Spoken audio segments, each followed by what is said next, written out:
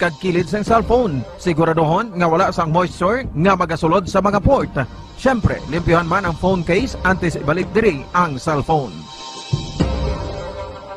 Ang pagbinuligay sa tiun sang pandemya, tuman ka-importante. Apang, antes kita makabulig sa iban, unahon naton anay atipan ng aton tagsa kakaugalingon. You cannot take care of others if you do not take care of yourself. Base sa World Health Organization o kung WHO, na sa tiun karon sang pandemic, madamo ang ginaigo sang stress. Pila sa masanag nga mga emotional symptoms nga maangot sa stress, ginakipansang, pagbatsyag sang kahadlok, pagkasubo, kag kaakig. Sa bahin sang physical symptoms, nagabatsyag sang pagkasakit sang ulo, may kabudlayan sa pagtulog kapag kaon. Sa bahin sang behavioral symptoms, nagakadulaan na sang gana o kon motibasyon sa pagtrabaho. Nagataas ang pag-usa sang alcohol o kon drugs, kag wala na nagatambong sa mga ginapakigbahinan sa nga religious, spiritual practices. Magod sini, iyari ang pila ka mga panugyan sang WHO agud nga makalikaw kita sa stress. Lingawon ang kaugalingon, pinaagi sa paghimo sa mga aktibidad nga imo gina-enjoy kag ginakaluyagan, kaangay sang pagbasa, pagkulokanta, pagsaot, pagluto, gardening, kag iban pa. Mag-exercise physically every day, magtulog sang temprano or getting enough sleep, eat well,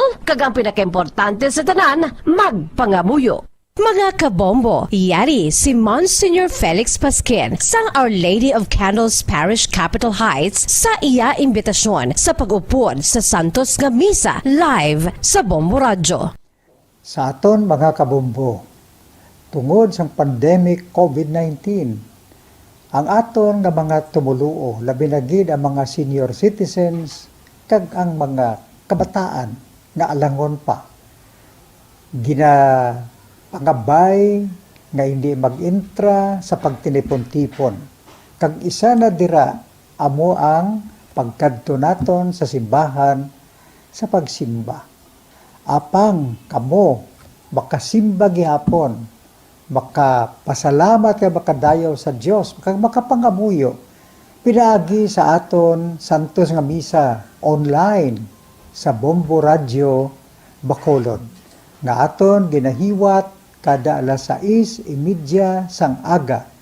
Ini sa liwat ang inyo alagad, Monsignor Felix P. Pasquin, nga padayon nga nagaagda sa inyo.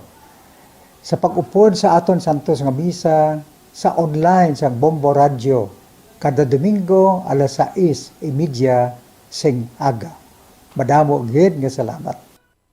Yari ang importante nga pahanumdom nga dapat sundon. Magsuksok gid sang face mask, santo sa no mask, no entry policy. Maghugas sang kamot kag magamit sang alcohol o kon alcohol-based sanitizer sa pagdisinfect. Likawan ang pagtandog sa mata, ilong kag baba. Magsunod sa physical distancing para malikawan ang paglaptas ng mikrobyo o kung anuman niya sa isang virus. Samtang nagsugod na ang tig-ululan, madamo sa aton ang nanamian sining season. Malamig ang panahon kag makasuksok kita sang aton paborito nga jacket. Apang mayara man ini sang mga risgo, partikular na ang pagduging sang mga balatian, dala sang virus kag bakterya. Yari ang mga simple nga tips kag precautions nga dapat naton dumdumon agod makapabilin nga healthy subong nga tig-ululan. Maghanda sang kagamitan para sa sini nga season. Halimbawa amo ang payong kag raincoat.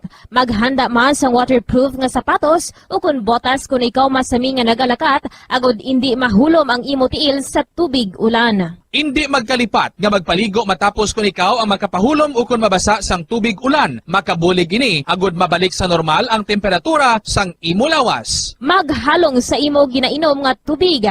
Tandaan nga masami makuha ang waterborne diseases sa tion sang tig-ululan. Maghalong sa mga contaminated nga tubig, ilabi na gid sa mga ilimnon nga imo mabakal sa higad sang dalan. Mas maayo nga magdala ka sang imo kaugalingon nga tubig, purified man o kung sterilized. Masami nga tinlui ang imo palibot. Tandaan nga ang wala nagailig nga tubig amo ang ginaitlugan sang lamok nga mahimo magdala sang makamamatay nga balatian kaangay sang dengue fever. Ulaa ang tubig nga imo makit-an sa mga tray, pet water bowls, inflatable pools, decorative urns o kon anuman nga ginatiniran sang tubig sa inyo balay. Likawi ang pag-ubog sa baha, ilabi na ko nagatiniil ka lang. Oo, masadya ang magtiniil kag maglusong sa tubig, apang tandaan, dari mo mahimo makuha ang leptospirosis, isa ka bacterial disease nga nagalap na bangod sang baha nga mayara sang ihi kag iban pa nga bodily fluids sa mga sapat kaangay sang ido kag ilaga. Ipabilin nga matinlo ang imo kamot, tandaan man nga ang sipon kagilanat ang nagaduging sa tion sang tigululan. Agod mabuligan mo ang imo kaugalingon kag ang iban nga tao, tinloi ang imo kamot kag maggamit sang hand sanitizer. Himua nga isa ka habit ang paghugas sang kamot kag tiil kung mag-abot ka sa balay, ilabi na gid kung nag-ubog ka sa tubig baha.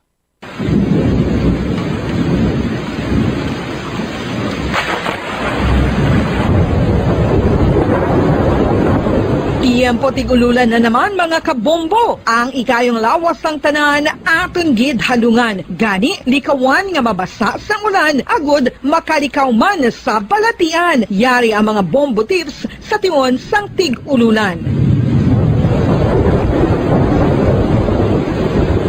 Masami nga magdalagid sang payong. Kung wala sang payong, magdala sa mga butang nga sarang makaprotekta sa imo kung maabdan sang ulan, kaangay sang raincoat ukon jackets. Likawan ang trangkaso o kung anuman nga pamalatian nga nagaguluwa sa tion sang tigululan paagi sa pagpabilin nga hindi mabasa sang ulan. Magdala sang extra towel o kung tuwalya kag mga bayo bilang ilislan agud madasig nga magmalak in kaso gid man nga mabasa sang ulan. Magpabilin sa mga lugar nga may atop o kung sarang mapasilungan samtang nagahulat sang salakyan. Likawan man nga mag-ubog sa tubig baha, ilabi na kung ikaw ang may pila sa tiil o kung din man nga bahin sang lawas. Ang ihi kag iban pa nga body fluids gikan sa mga infected nga sapat mahimo magtugas sang leptospirosis. Ang pag-angkon sang leptospirosis delikado o kung makamamatay. Sarang ini makatugas sang kidney damage, meningitis, liver failure, respiratory distress, kag ang pinakamalala, ang kamatayon. Kung hindi malikawan nga mag-ubog sa tubig baha, magsuksok sa... Bacolod. Number 1! Basta Radio Bombo! Sang una ko ikaw nga nakita, naglaom ako nga nagtalang ako, kag nakasulod sa isa ka matahom nga dalamguhan. Ikaw ang babae nga madugay ko nga ginapangita kag ginahulat. Nagpangako ka nga kamatayo lang ang makapabulag sa imo kag sa ako. Apang karon, ina lang ang masiling mo. Sorry. Sorry. Nga. I am so sorry.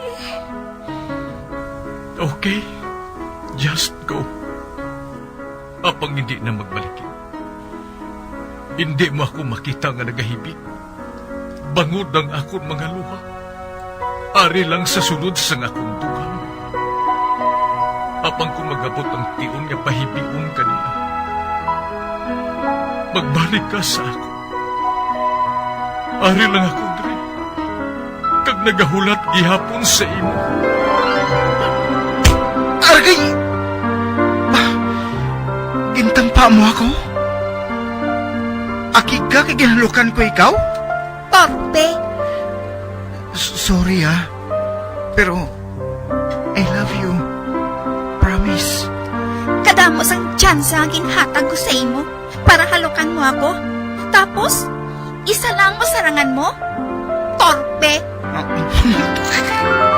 Mga tinaga nga masakit, masubo, masadya, nga halin sa mga lamharon nga kasing-kasing nga nagahigugma.